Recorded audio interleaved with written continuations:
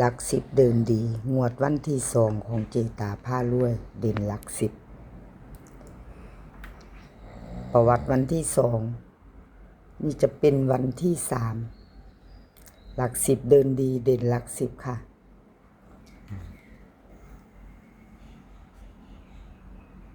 นี่จะเป็นวันที่6ที่จะถึงนี้วันที่6เป็นวันจันทร์เด่นหลักสิบบนเป็นบนล่างเป็นล่างหลักสิบเดินดีบน3ล่าง2เลขประกบ1กับ6จับคู่บน36ล่าง21ตามต่อกับเจตาผ้ารวยเด่นหลักสิบหลักสิบเดินดีตามต่อวันที่6บนเป็นบนล่างเป็นล่างประวัติ2 งวดประวัติ2 งวดให้เห็นแล้วค่ะใครจะไปต่อ